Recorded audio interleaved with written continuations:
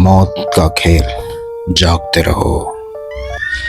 पुरानी चीज़ों में अक्सर एक अजीब सी कशिश होती है, लेकिन कभी कभी यही कशिश इंसान को ऐसे अंधेरे में ले जाती है जहां से वापसी मुमकिन नहीं होती। माया अपने दादा के पुराने सामान की सफाई कर रही थी कि अचानक कमरे के एक तारीक कोने में इसे लोहे का एक जंग आलूद गोल डब्बा मिला। इसने कपड़े से धूल साफ की तो इस पर खून जैसे सुर्ख रंग के धुन नीचे किसी थाई जबान के अजीब और गरीब हरूफ बने हुए थे। माया के दिल में खौफ से ज्यादा तजस्सुस पैदा हुआ।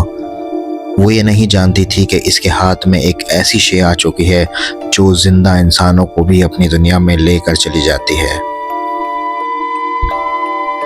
रात के 2 बज रहे थे। पूरा घर खामोशी में डूबा हुआ था। माया ने स्टोर रूम से एक पुराना प्रोजेक्टर निकाला और फिल्म की रील पर इसको चढ़ा दिया। जैसे ही स्विच ऑन हुआ, पीली रोशनी अंधेरे को चीरती हुई दीवार पर पड़ी। फिल्म शुरू हुई।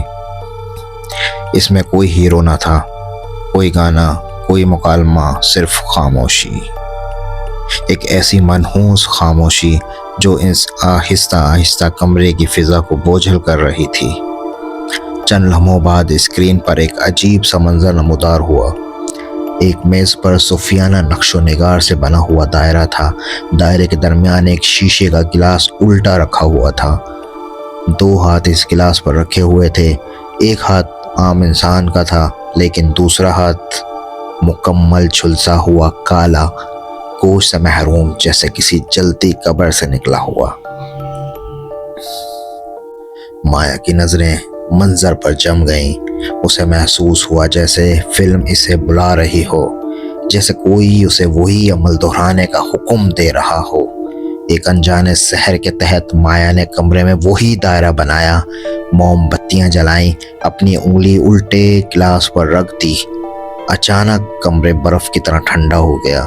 इसकी सांस रुकने लगी। खौफजदा होकर इसने सामने लगे आईने में देखा। आईने में वो अकेली बैठी थी, मगर फिर इसकी नज़र अपनी कुर्सी के पीछे गई। वहां अंधेरे में एक लंबा साया खामोशी से खड़ा था। माया के जिस्म से पसीना बहने लगा। वो उठना चाहती थी, मगर इसका हाथ गिलास से अलग नहीं हो रहा था।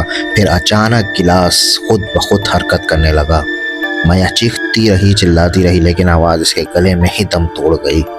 अंधेरे में एक झुलसा हुआ हाथ नमूदार हुआ और शीशे की दूसरी तरफ आकर रुक गया, बिल्कुल वैसे ही जैसे फिल्म में दिखाई दे रहा था। माया को अपनी उंगली पर शदीद गर्मी महसूस हुई। जलते गोश्त की बदबू पूरे कमरे में फैल गई। दीवारों पर सुर्ख धब्बे उभरने लगे, जैसे खून जम रहा हो। फिर एक हाथ सरगोशी सी गूंजी, don't sleep, don't sleep, don't sleep. जागते रहो, क्योंकि अगर तुम सोई तो मैं जाग जाऊंगा। अगली सुबह जब सूरज निकला तो कमरा खाली था। माया कहीं मौजूद नहीं थी।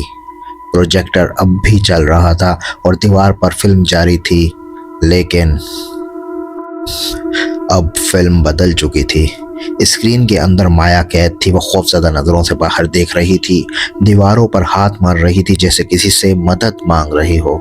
और कमरे की दीवार पर जहां कभी आईना लगा था, वहां एक पिघले हुए काले हाथ का निशान हमेशा के लिए ज़ब्त हो चुका था।